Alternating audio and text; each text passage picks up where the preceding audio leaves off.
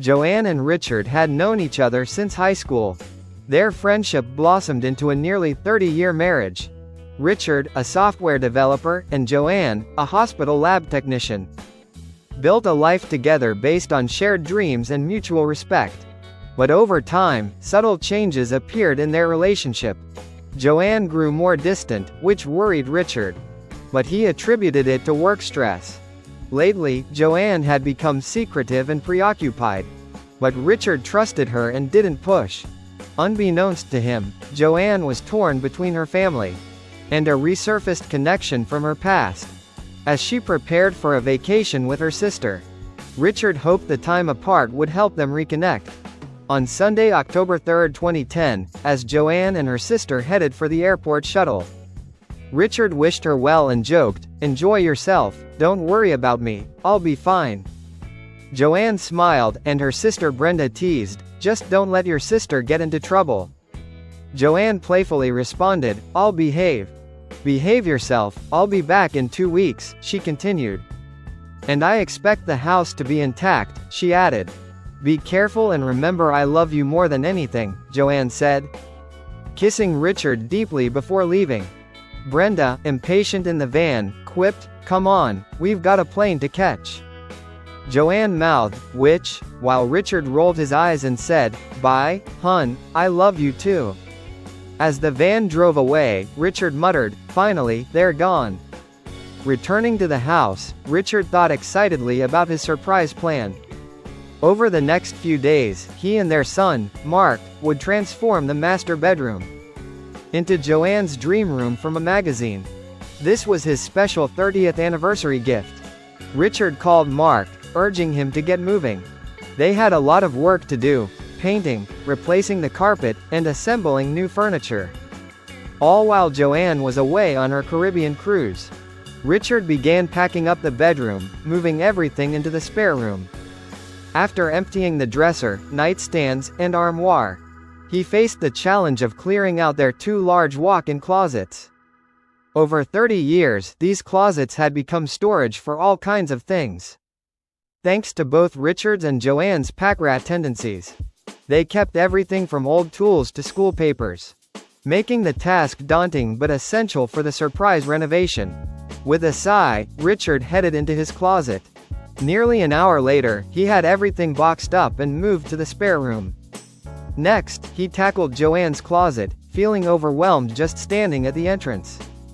Mark entered, saying, "I brought you lunch, and I tripped over some boxes, geez."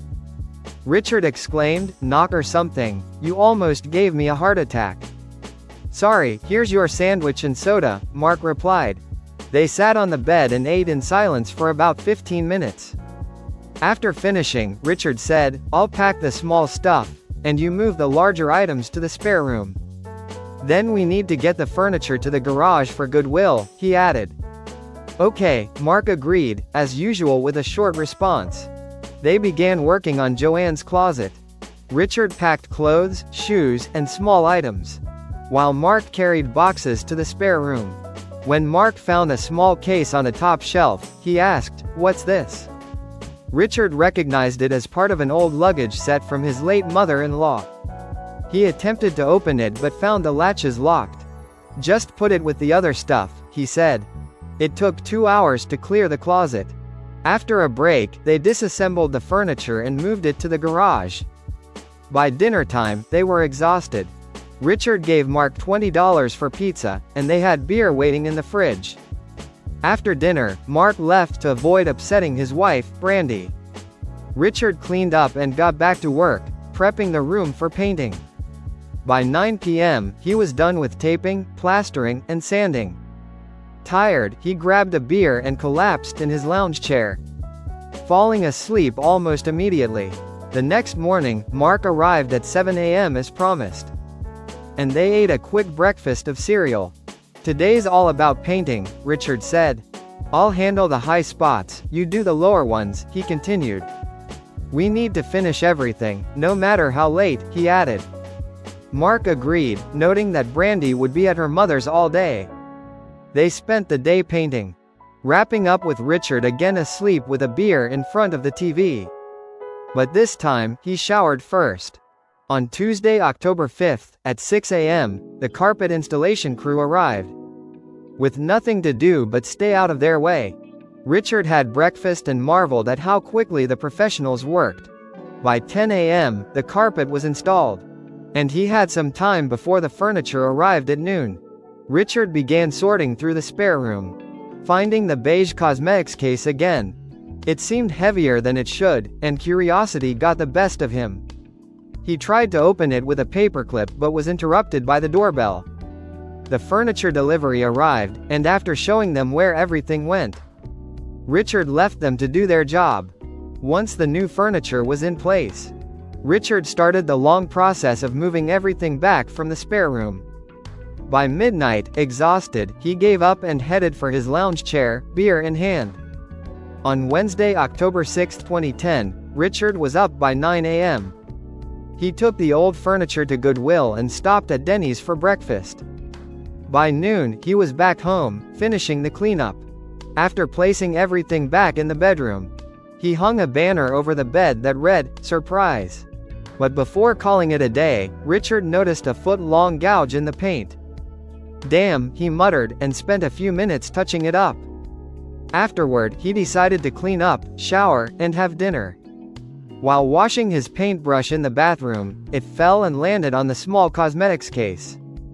Frustrated, he grabbed a rag and some turpentine, cleaning the case until it looked as good as new. Curious about the case's contents, Richard retrieved a jar of old keys from the garage and found one that fit the Samsonite luggage locks. Sitting at the kitchen table, Richard unlocked the case. Inside, he found a large, unopened manila envelope, addressed to Joanne from an A. Stevens in Seattle, dated September 15, 1991. He set it aside and pulled out a blue bikini, smiling at the thought of Joanne wearing it. But what he discovered next made his heart skip a beat. Beneath the bikini was a photo of Joanne kissing another man at a dinner table. Shocked, Richard's hands trembled as he examined the photo. His mind couldn't process why his wife was kissing someone else. Feeling nauseous, he rushed to the bathroom. After calming down, he returned to the kitchen and stared at the contents on the table: the cosmetics case, the manila envelope, the bikini, and the photo. His world crumbling before him, Richard sat down and pulled out a stack of photos from the case. Each one featured the same man, some formal, some explicit, including a few old Polaroids. He found a woman's white silk scarf wrapped around letters tied with a red ribbon. The letters, addressed to Joanne at work, were postmarked between 1989 and 1991. Richard took the earliest letter and began to read. June 26, 1989, "My dearest Joanne," it began. "It's been only a month, but I miss you terribly," it continued. "I miss your voice, your touch, your lips, and most of all, your presence beside me in bed," it said. "I'll only call and write you at work, as you asked, to avoid any trouble," it added. "San Diego is everything I hoped for, but it's incomplete without you," it continued. "I can't wait to be with you again, with all my love, Tim," it concluded. Stunned, Richard shouted, "Holy crap, she had a lover." He threw the letter down, overwhelmed by questions. He realized the only way to understand was to go through everything in the case. He moved the contents to the living room and sat down, muttering about Joanne's pack-rat habits. He started unpacking the case. Inside was a blue felt jewelry box containing a gold heart-shaped locket. He recognized it from a photo of Joanne at a fancy dinner. He found napkins with "I love you" written on one and a phone number on the other. An invitation to a 1990 award ceremony for Dr. Timothy Da and guest. And a dried red rose. Other items included matchbooks, hotel receipts, a California map, and personal mementos, like a black velvet sleep mask and a tube of KY jelly. Confused, Richard opened the large manila envelope. Inside were more letters and photos, including Polaroids of Joanne, some explicit, others of her with Tim. His stomach churned, but he forced himself to continue. Richard found letters Joanne had written to Tim, expressing her deep love and pain at his move to California. She begged him to return, saying she couldn't let him go. Overwhelmed, Richard cried out, unsure what to do. Torn between his love for Joanne and the revelation of her affair. He collapsed in tears, curling up on the floor until he fell asleep. On Thursday, October 7, 2010, Joanne was frustrated with her phone's lack of signal. "Why can't I get a connection?" she muttered. Brenda, ever sarcastic, replied, "We're on a ship, dummy." "Why do you want to call home anyway?" she continued. "Richard's probably doing something boring. Enjoy yourself," she added. Annoyed, Joanne shot back, "You're a pain sometimes. I'm going to see if I can get a message to Richard," she said. And walked off, calling Brenda a witch under her breath. At the ship's communications office, Joanne tried calling home, but no one answered. She sent an email to Richard, detailing the fun she was having and Brenda's antics. Then returned to the pool, disappointed she couldn't reach him. Meanwhile, Richard woke up on the living room floor, surrounded by the contents of Joanne's cosmetics case. The pain from discovering her affair lingered, but he knew he had to face the day.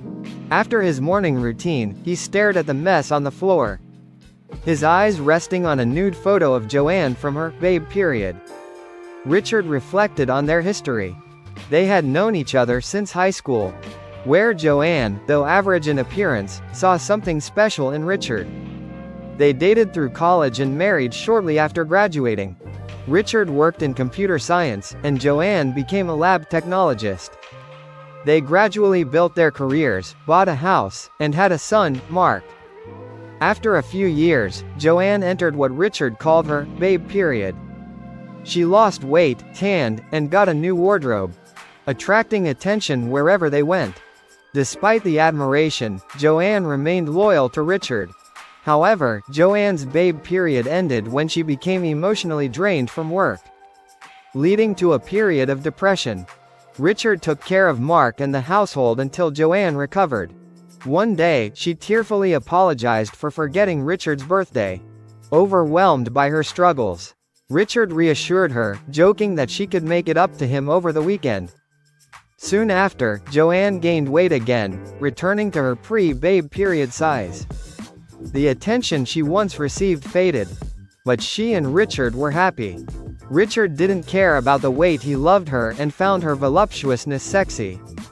Now, Richard stood over the contents of Joanne's cosmetics case, staring at her nude photo. "No matter how much this hurts," he said aloud. "I need to find out what this all means and if we still have a future," he added. He picked up the next letter, dated August 19, 1989. "Darling Joanne," it began. "Our time together last week was incredible," it continued. "I can still smell your perfume and hear your moans," it said. "The plane ride home was agonizing because I was getting further from you," it added. "Our love won't fade, even with distance," it continued. "The third time we made love was the most tender experience of my life," it said. "I love you so much, with all my heart, Tim," it concluded. Richard thought, "This is exactly how Joanne and I used to be. But now she's doing this with someone else," he added. Angry and hurt, he grabbed the next letter, dated August 21, 1989. "My love," it began. "It took me days to recover from our time together, but I'd do it all again," it continued. "I'm sorry we only had one day, but it was unforgettable," it said. "I love you deeply," it added. "I'm so torn between you and my perfect life at home," it continued. "I need both of you in my life," it said. "I can't imagine living without either of you," it added. "I'm confused, but know you'll always be in my heart, in bed, Joanne," it concluded. Stunned, Richard muttered, "She loves both of us? Is she crazy, or am I missing something? What if Mark isn't even my son?" he asked. Determined to uncover the truth, Richard continued reading the letters throughout the day. Occasionally, he took breaks to pace, get fresh air, or cry. As he examined more of the contents, Richard found further evidence of Joanne's affair. Receipts, matchbooks, and other mementos from their secret meetings. Life as he knew it had completely unraveled. As Richard was about to put everything back into the cosmetics case, He noticed another letter he hadn't seen before. It was from Anna Stevens, Tim's sister, dated August 14, 1991. "Joanne, my name is Anna Stevens, Tim's sister," it began. "I found your letter to him and was shocked," it continued. "I never imagined Tim having an affair, but it's clear from your words that you loved each other deeply," it said. "Tim died last week in a car accident," it added. "We had his funeral yesterday, and I've enclosed a service card for you," it continued. "I'm helping his wife, Ellen, sort through his belongings," it said. "And we're trying to keep her from finding out about you," it added. "If I find more of your things, I'll send them to you," it continued. "Please don't contact me or Tim's family," it said. "I'm sorry for your loss, Anna Stevens," it concluded. The letter was tear-stained and crumpled. This explains why Joanne was so depressed that month, Richard thought. Her lover had just died, no wonder she was in bed for weeks and even missed my birthday, he added. Richard wrestled with how Joanne could claim to love both him and her lover. How do you give 100% to two people, he thought. She had to lie to me constantly about where she was, he continued. Those lab conventions, and even her love for me, he added. He realized Joanne's affair with the married doctor had lasted over 3 years. Likely starting around the time the doctor came to the hospital. They met secretly at hotels, sometimes in Joanne's office. And continued their affair even after he moved to San Diego. They saw each other during his visits home or on out-of-town trips Joanne passed off as work conferences. Lost in thought, Richard noticed it was already 10 p.m. He had spent the entire day reading and reflecting. Needing air, he stepped outside into the night, leaving the door unlocked. Confused and hurt. The next day, Joanne left another voicemail. Richard, where are you? I tried to call yesterday, I miss you and love you, she continued. Please be there tonight, or I might just stay on this ship forever, she added. Back at home, Richard listened silently. Bitterly muttering, she says she loves me, liar. He stumbled to the bathroom, haunted by her words. I love you too, you two-timing witch, he replied to the imaginary Joanne in his head. But I can't believe anything you say anymore, he added. I've got to figure out what to do, he said. Determined to plan his next steps, Richard looked at himself in the mirror. God, you look awful, he said. You haven't showered or eaten in days, that's the first thing to fix, he added. After a hot shower, shave, and a quick breakfast of cereal, Richard sat at the kitchen table to think about his future. An hour later, he had a rough plan and started making a list of tasks. His top priority was to determine if Mark was his biological son. He ordered a home DNA testing kit for overnight delivery. With a week until Joanne returned, he decided to keep busy with chores to avoid sinking into depression. Meanwhile, Joanne grew increasingly worried about not hearing from Richard. She left messages for both him and Mark, asking her son to check on his father. I hope nothing's wrong, she thought, her concern growing. The next day, Mark grumbled as he headed to his dad's house. Annoyed at having to check on him.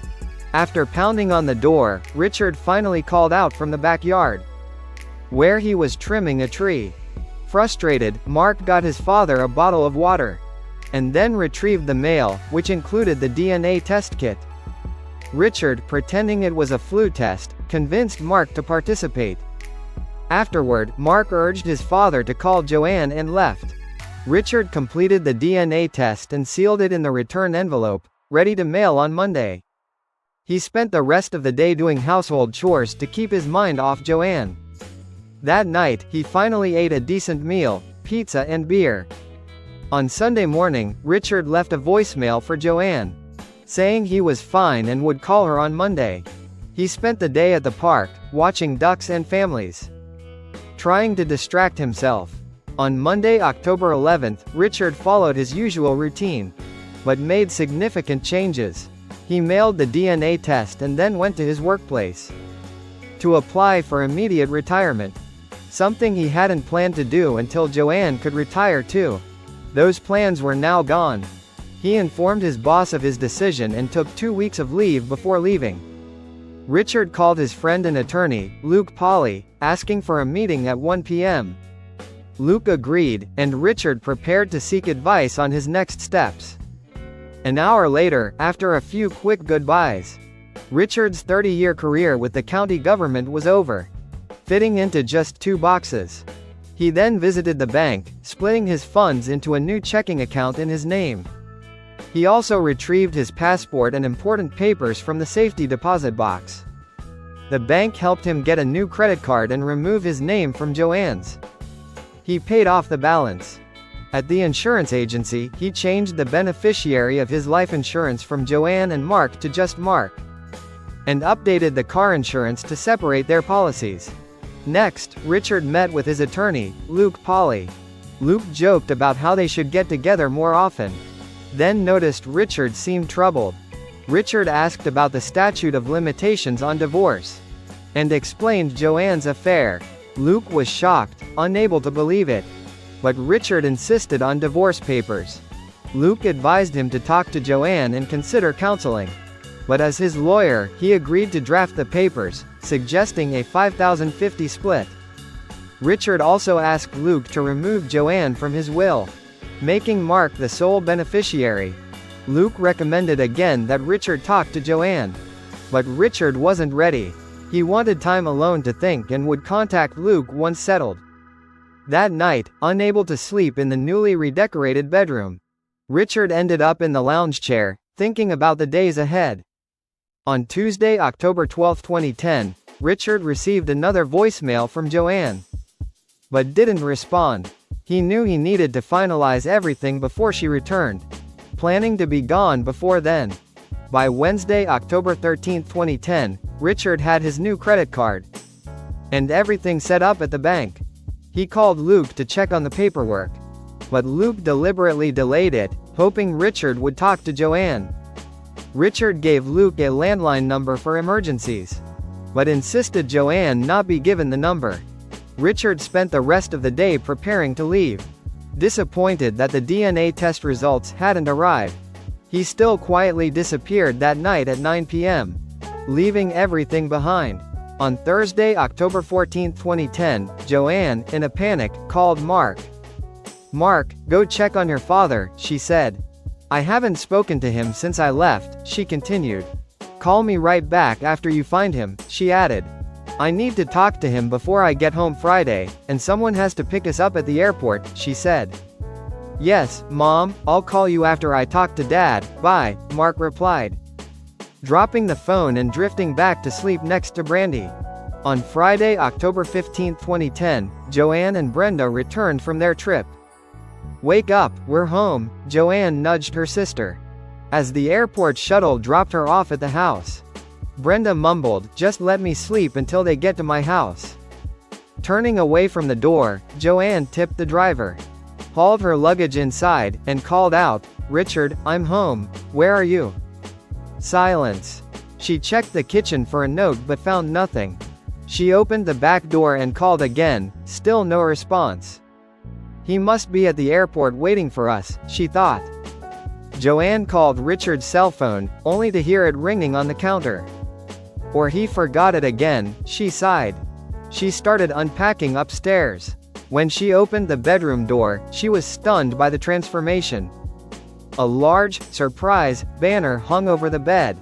Everything was just as she dreamed. "Richard, you sneaky planner," she thought. "I can't wait to thank you tonight," she added. She admired the new furniture, carpet, and colors, overwhelmed with happiness. But as she unpacked, her eyes fell on the banner again. A small photo was attached, a picture of her and Tim at the Chicago Awards banquet, with a number written over her face. Her heart sank. "Oh my God, no." Panicked, Joanne searched for the cosmetics case but couldn't find it. She tore through the house, growing more desperate. Realizing Richard must have found it, she collapsed on the bed, crying uncontrollably. She tried calling Mark, her sister, and their friends. No one knew where Richard was. Feeling alone, she sobbed, terrified that he was gone for good. After an hour, Joanne tried calling everyone again, but still no luck. Brenda eventually arrived and tried to calm her. "He can't have gone far," Brenda said. "Have you called his friends? Maybe he's at a ball game," she added. But Brenda's words only heightened Joanne's anxiety. Joanne couldn't bring herself to tell Brenda the truth about Tim. She was convinced Richard discovered the affair from 20 years ago and left for good. She sent Brenda home, promising to call if Richard showed up. On Saturday, October 16, 2010, Joanne spent the day crying and worrying. Brenda suggested calling the police. But when Joanne did, the dispatcher told her she had to wait 24 hours to report someone missing. Joanne also contacted local hospitals but found no trace of Richard. While relieved he wasn't hurt, she was even more anxious because she still couldn't find him. On Sunday, Joanne didn't hear from Richard and spent the entire day in bed, crying and praying. "God, please bring Richard back," she said. "I'll do anything, just let him call so we can talk," she continued. "I love him, and my heart is breaking," she added. On Monday, Joanne filed a missing persons report with the police. An officer came by, took Richard's photo and description, and left with a vague promise, "We'll let you know if we find anything."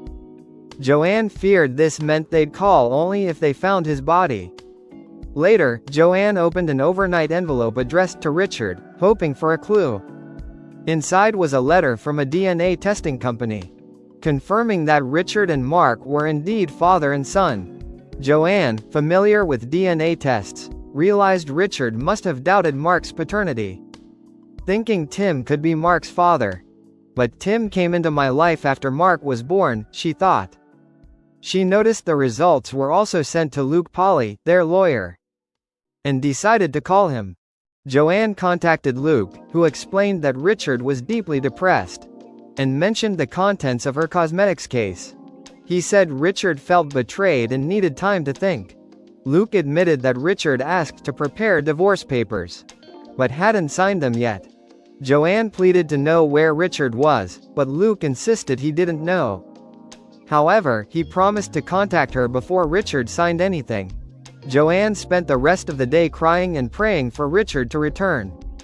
10 days later, frustrated with Luke's delay, Joanne discovered through Mark that Richard was staying at Aunt Mary's lake house. She drove there, finding Richard sitting by the water, looking unkempt and lost. She sat beside him, but he didn't acknowledge her, staring into the distance. Joanne took his cold hand and began speaking. "Richard, I have a story to tell you," she said. "I'll be completely honest and answer any questions," she continued. "Please, honey, just listen," she added. Richard remained still, but Joanne continued talking. "I met Tim at Mark's 3rd birthday party at the hospital daycare," she began. "He mistook the party for his daughter, who shares the same birthday as Mark," she continued. "We laughed and talked about our kids, and eventually about ourselves," she said. "He was a new doctor, feeling overwhelmed, so we started having lunch together regularly," she added. "We became friends, and he introduced me to research that led me to join Weight Watchers," she continued. "Over time, our conversations grew more personal," she said. "He complimented me on my weight loss, and we began sharing our desires and fantasies," she added. "One day, he invited me to dinner after work, and I realized I had feelings for him," she continued. "At dinner, we admitted our feelings but agreed we didn't want to hurt our spouses," she said. "However, after that, we started holding hands, and eventually he kissed me," she added. "I felt the same way with his kiss as I did with yours, Richard," she continued. "We had dinner at the Marriott one night and ended up getting a room," she said. "That's when we first made love," she added. "I loved him just as I loved you," she continued. "And I couldn't understand how I could love 2 men at once," she said. "I didn't want it to stop, and we continued seeing each other," she added. "I loved both of you deeply and didn't know how to solve the problem," she concluded. Suddenly, Richard stood up and walked toward the house without a word. Joanne, stunned, tried to follow, but all the doors were locked. As dusk fell and the temperature dropped, she retreated to her car, determined to wait for him. The next morning, Joanne woke to the sound of a motorboat. She saw Richard in a small skiff, drifting in the middle of the lake. She watched as he stood up and fell into the water. Knowing he couldn't swim, she panicked and screamed for help. A neighbor rushed out in his boat. Joanne watched anxiously as the neighbor brought Richard back to shore. She couldn't tell if he was alive. Together, they got Richard inside, out of his wet clothes, and onto a bed. After thanking the neighbor, Joanne spent the next hour cleaning Richard up, dressing him in dry clothes and even shaving him. Then she sat beside the bed, watching him sleep. 2 hours later, Richard got up, went to the kitchen table, and finally acknowledged Joanne. He stared at her and began to cry. After several attempts, he managed to speak. "Do you remember me telling you about my old girlfriend, Carolyn?" he asked. "We dated for about a year," he continued. "One day, she broke up with me over the phone, saying she had a new boyfriend," he said. "I rushed to her house, and they were waiting for me," he added. "I was furious but didn't do anything, even when her new boyfriend taunted me," he continued. "I walked away, humiliated," he said. "Later, I ran into her new boyfriend again," he added. "I planned to strike him with a pool stick I kept in my car," he continued. "But a guy from the neighborhood, Larry, stopped me," he said. "He told me no girl was worth what I was about to do," he added. "I believed him until I met you," he continued. "You are worth everything, even dying for," he said. "Today on the lake, I thought of that story again," he added. "I realized that eliminating myself over what you did was wrong," he continued. "I wanted to live to talk to you," he said. "I need to know why," he concluded. Richard then put his head down on the table. Joanne embraced him, and they quietly cried together. After a long silence, Richard looked at Joanne and simply said, "Let's go home."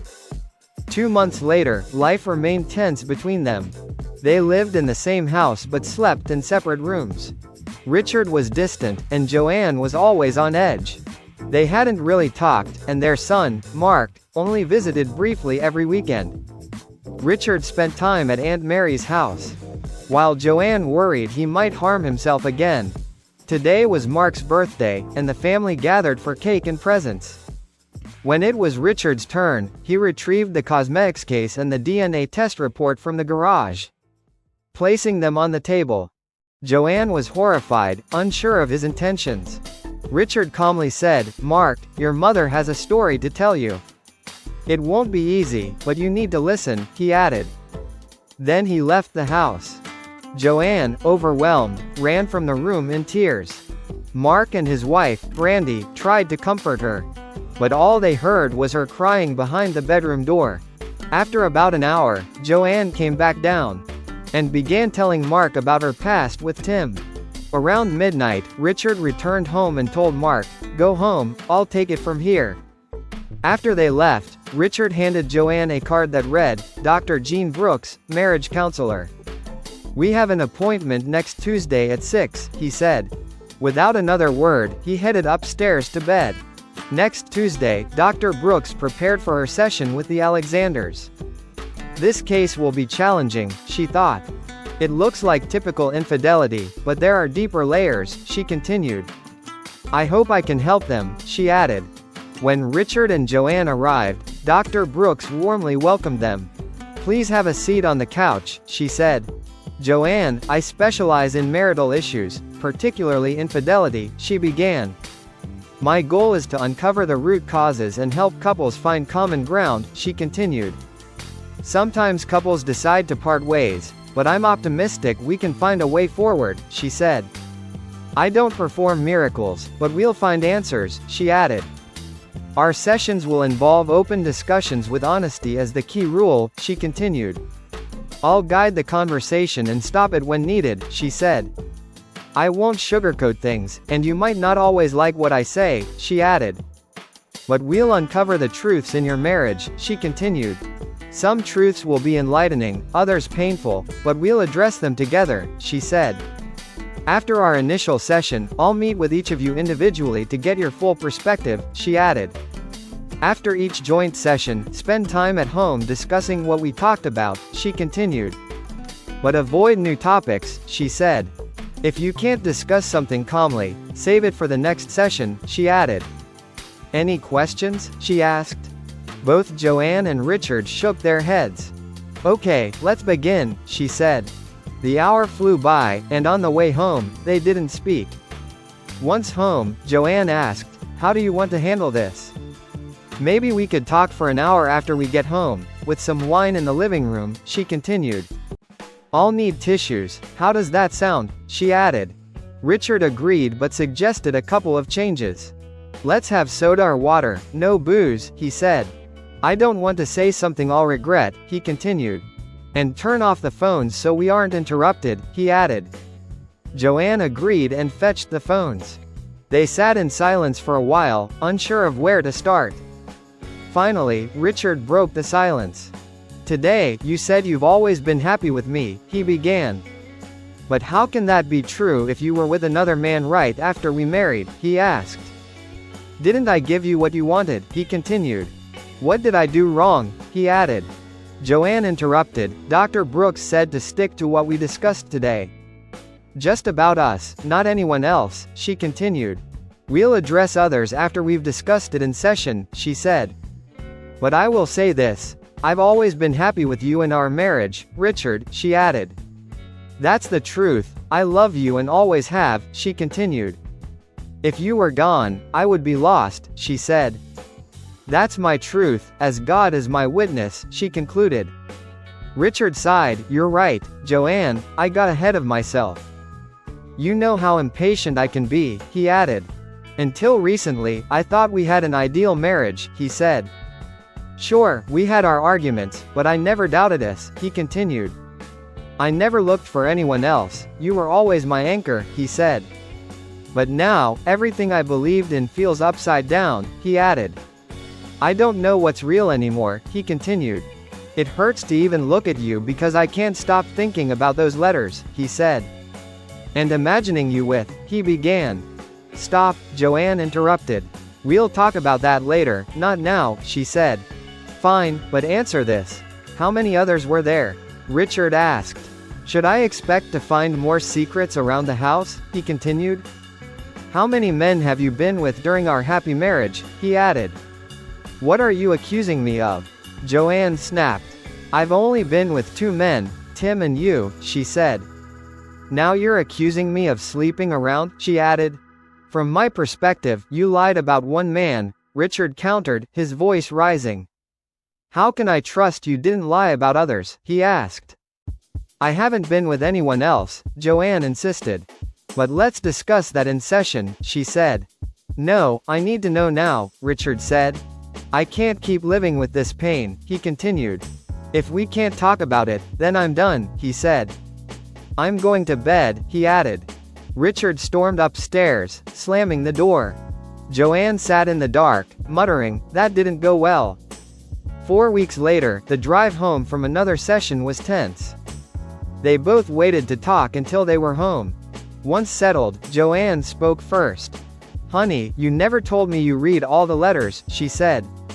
"I didn't think about it at first," Richard replied flatly. "I was angry and embarrassed, hiding all this from you," Joanne said.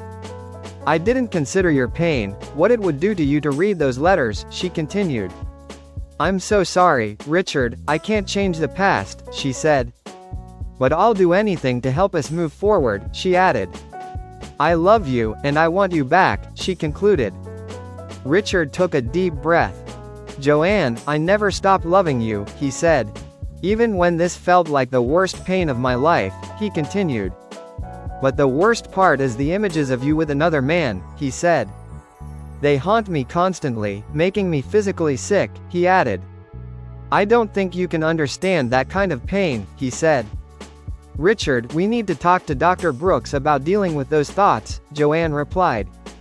"But for now, let's just focus on being together," she said.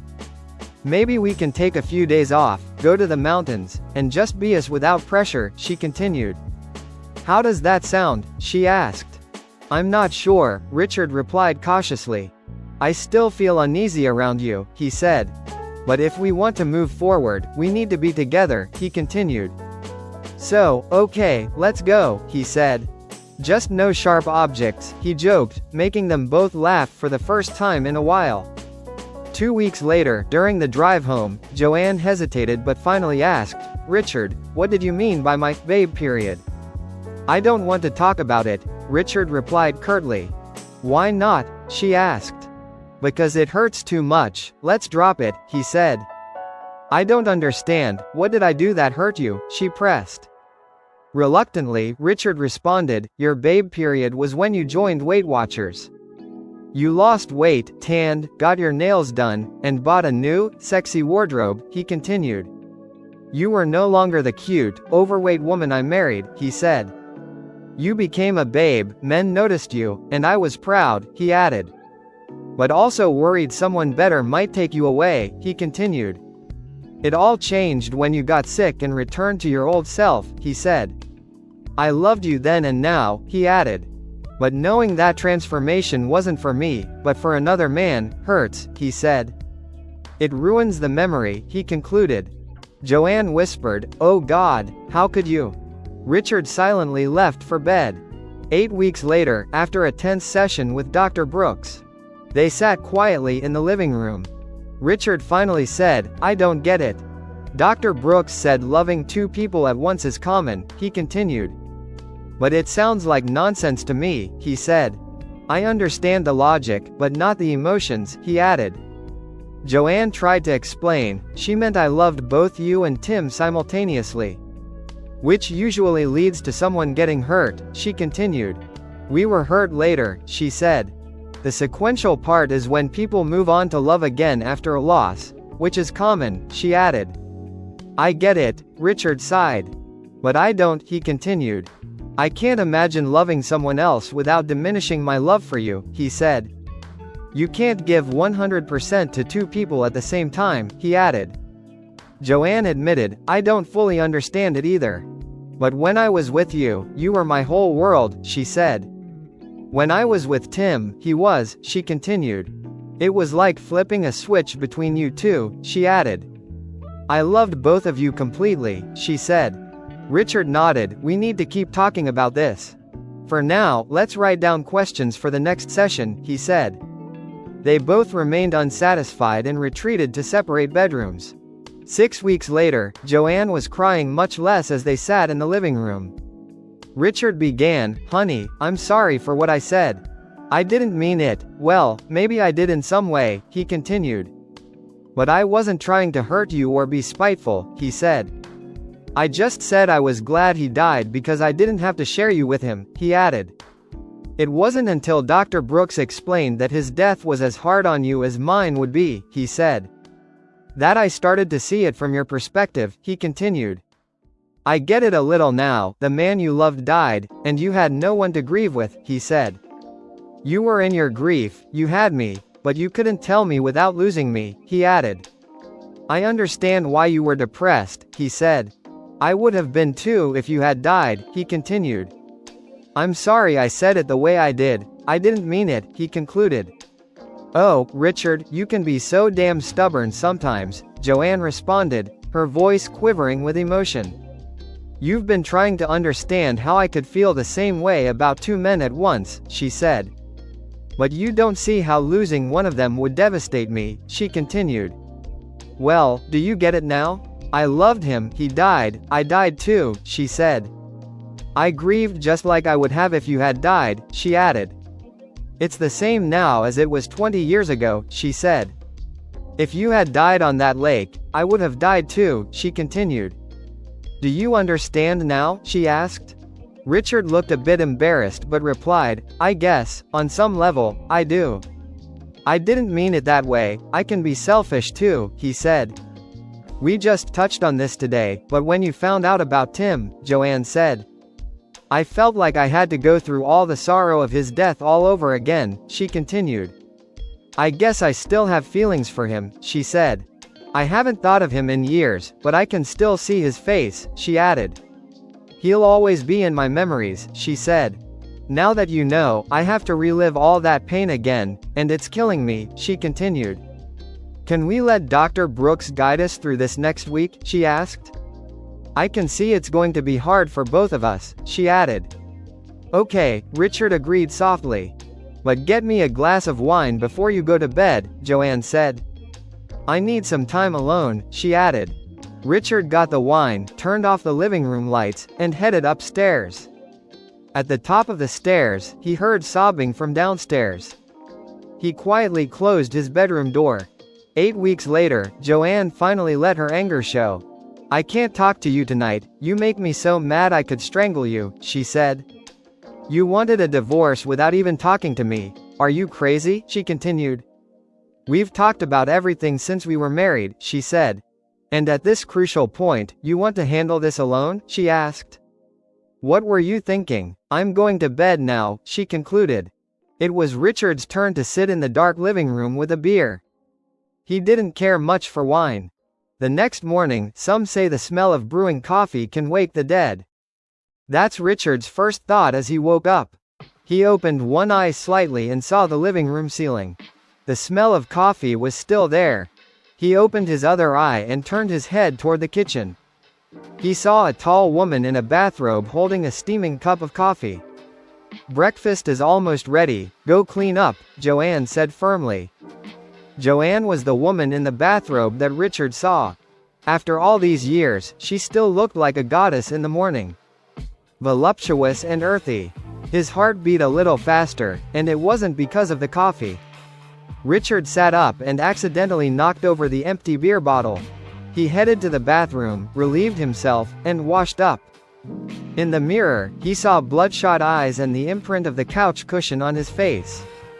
Neither looked good, but he went back downstairs for breakfast anyway. After a delicious meal, when he didn't have to cook, he leaned back and really looked at Joanne for the first time that day. She too had bloodshot eyes. I'm sorry, Joanne said quietly. I'm still struggling with seeing things from your perspective, she continued. We need to write that down for Dr. Brooks next time, she added. Richard smiled, something he hadn't done much lately. That's okay, I struggle with it too, he said. Sometimes when I say something, I don't think about how it'll sound to you, he continued. Or how it'll make you feel. I'm sorry too, he added. He paused. How about we have our conversation this morning? Wait a minute, Joanne interrupted. What are you doing off work today? She asked. I took the day off because it's more important to be here and talk this out with you, Richard replied. Then to push papers at the lab, he continued. They can manage without me today, he added. An hour later, they were sitting in the backyard with another cup of coffee, talking. Why did you ask Luke to draft divorce papers? Joanne asked. I was so hurt and confused, I wasn't thinking straight, Richard replied. All I knew was that you cheated, and I didn't want anything to do with you anymore, he continued. I've always believed once a cheater, always a cheater, he said. I didn't want to go through that again, he added. I wasn't thinking straight, he concluded. But why didn't you want to talk to me? Joanne pressed. Maybe we could have worked it out, she added. I knew if we had talked, I would have said things I'd regret, Richard said. It would have hurt both of us, maybe beyond repair, he continued. I also knew that if we talked, I wouldn't understand anything you said, he said. There was too much going on in my mind, he added.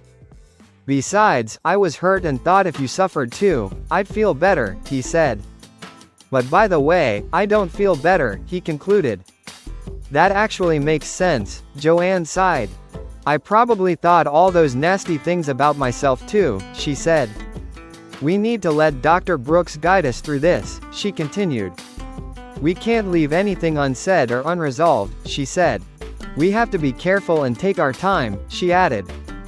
Joanne, can I ask you something off topic? Richard asked. Sure, anything, she replied. Did you ever think about leaving me while you were with him? He asked. Never, I loved you, I never thought about leaving you, Joanne said. You've always been my world, I wasn't going to give you up, she continued. I loved both of you, she said. We haven't resolved that issue yet, she added. But I could never have given up either of you, I would have died, she said.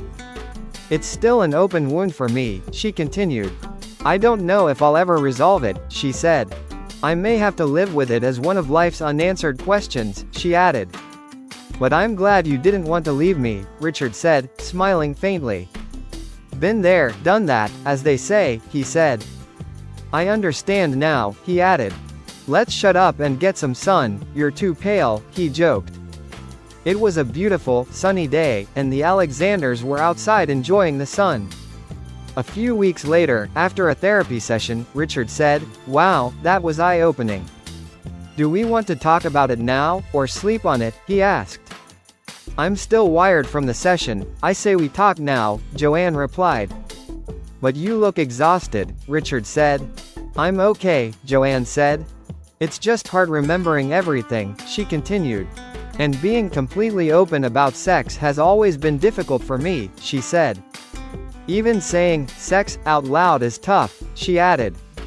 I'm mentally exhausted, but we can still talk if you want, she said. Tonight, though, I'll need something stronger than soda, she concluded. Okay, you relax, and I'll get us something to drink, Richard said. He fetched a glass of wine for Joanne and a soda for himself. When he returned to the living room, he saw Joanne on the couch. Her head back and eyes closed. For a moment, he considered quietly covering her with a blanket and going to bed. But she opened her eyes and gave him a faint, crooked smile. The same smile that first caught his attention in high school. Okay, hon, where do you want to start? Joanne asked. I'm not sure, Richard replied. How about explaining what you meant when you said he rocked your world differently from me, he asked. I always thought our sex life was good, he continued. And that I rocked your world just fine, he said.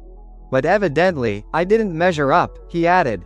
It's not that you were worse or better than Tim, Joanne explained. When you and I made love, it was just making love, she said.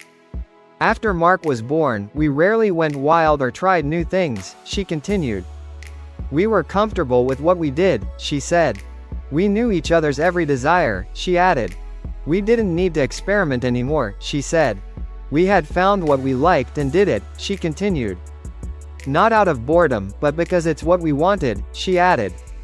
With Tim, it was like exploring sex all over again, she said. We found things we both loved that were different from what you and I did, she continued. It's like we found our comfort zone, she added. But you did things with him that you didn't do with me, Richard said, his voice pained. No, not really, you and I tried everything, Joanne replied, shaking her head. But with Tim, we found different things we both loved that were different from you and me, she said. Yeah, I read that, Richard said bitterly. Thanks for reminding me, he added. I'm not trying to upset you, Joanne said.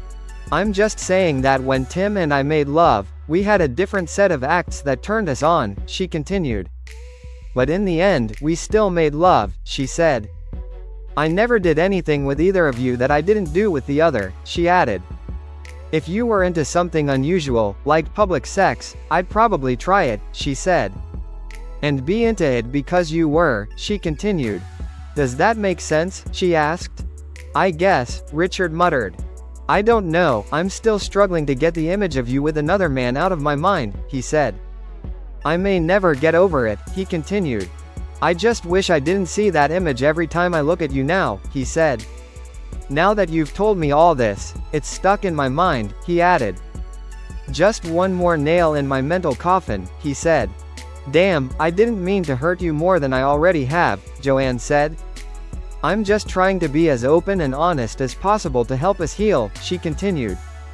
It hurts me to say these things out loud just as much as it hurts you to hear them, she said. We've got a long way to go, she added. Richard sighed, I know, I'm here whenever you're ready. But only when you're comfortable, he continued. I'll wait as long as it takes, he said. I love you, and I always will, he added. 6 weeks later, Dr. Brooks checked her appointment book and smiled. The Alexanders are next, she thought. Today will be quite a surprise for them, she continued. I hope they're as prepared as I think they are, she added. When Richard and Joanne walked into the waiting room, holding hands and talking, Dr. Brooks took it as a good sign. Once they were seated in their usual spots on the couch, she began. How are you both today? She asked. I don't think I have any unresolved issues from last time, she continued. So I'll just ask if you have anything you want to discuss, she said. Richard, you've had to move past those images of Joanne with someone else, she added. I imagine they still pop up and are hard to get past, she said. You both need to be patient and talk through things when they feel wrong, she continued. You've made a lot of progress, she said. Yeah, I hope so, Richard replied. This past weekend was awkward, Joanne added. We know what to expect, but we're still carrying baggage, trying not to trip over it, she said. She looked directly at Richard. We will get better, honey, I promise, she said. I love you and will do whatever it takes to make you feel comfortable with us, she continued. Nothing is more important to me than having you back with me every night, she said. I've missed you more than you know, I need you, and I love you, she added. Richard nodded, just be patient, we've got some demons to conquer. After a long pause, Dr. Brooks gave them the news. This will be our last session, she said. You've come a long way since our first meeting, she continued. And I think it's time for you to go on your own, she said. I'll always be here if you need me, she added. But now, the best therapy is for you to figure out what's normal for you, she said. You've learned a lot about yourselves and each other, she continued. Some good and some not so good, she added. Richard then turned to Joanne, his voice steady. Joanne, I've loved you with all my heart, he began. But unlike you, I only had you in my heart, he continued. I never divided my attention or loyalty, he said. You've said you loved both of us, but that's where I failed to understand, he added. How can you give your all to both of us? He asked. I'm your lawfully wedded husband, you promised to be loyal and forsake all others, he said. But breaking that promise shows me you haven't given me your all, he continued. If I stay with you, I'll always be the man who wasn't fully loved by his wife, he said. I accidentally found out about your relationship with Tim, he continued. You never told me how you felt, he said. If you had, I would have divorced you, and the pain would have been less than what it is now, he added. I'm not sure what shortcomings I had as a husband that led to this affair, he said. But it's been a year of agony, he continued. I was put on this journey by the person I loved and trusted the most, he said. I don't trust you anymore, he added. I don't know how many more secrets I might uncover if I dig deeper, he said. I know I'm not the only man in your heart, and that hurts, he continued. I can't live with that feeling for the rest of my life, he said. Looking at you and knowing how you lied to me for so many years, he continued. Making me live a dream that was rotten with deceit and betrayal, it's unbearable, he said. So I'm left with no choice but to be on my own, he added. I'll file for divorce tomorrow, he said. We'll split everything 50-50 and move on, he continued. I won't hold any ill feelings toward you, he said. Because when I leave this room today, I won't carry any feelings for you at all, he added. You may contest the divorce, but I don't plan to stay with you, he said. Since you didn't consider our marriage before starting your affair, I won't either, he continued. Divorced or not, that status won't hold me back, he said. I'm mentally, emotionally, and spiritually divorced from you, he concluded. Thank you, doctor, for the sessions, he said. Now I don't care what Joanne has to say, he added. You've been paid, and my therapy is over, he concluded. He got up, looked at Joanne, who was crying but said nothing. He walked out, feeling the fresh air on his face. It felt great for the first time in ages, he felt relaxed. He felt free. Joanne was served divorce papers the following week. Richard had already taken his half of the money, leaving only the house to divide. He moved into a new condo near his office. Joanne tried to contact him, but he never answered her calls or messages. Their son tried to intervene, but Richard asked him, "What if, after years of bliss, you woke up in a nightmare?" he said. "Would you still live in that nightmare?" he asked. His son stopped asking after that. 2 years later, Richard was finally free of his marriage. Joanne tried every tactic, but he paid no attention. She begged, threatened, and cried, but it didn't matter to him. At his age, finding a new partner seemed unlikely. But Richard found comfort in living with his 3 German shepherds. He knew for sure that they only loved him.